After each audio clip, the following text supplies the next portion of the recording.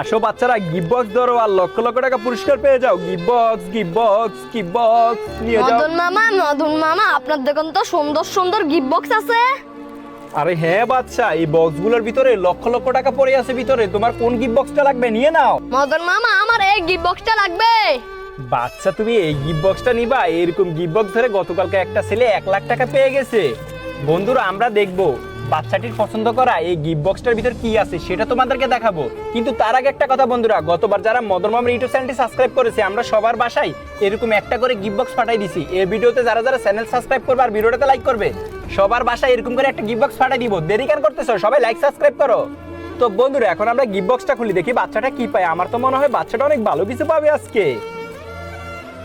আরে ওয়াও বন্ধুরা দেখো, বক্সের ভিতরে লক্ষ লক্ষ টাকা পড়ে আছে। আমরা টাকাগুলো বের করতে থাকি।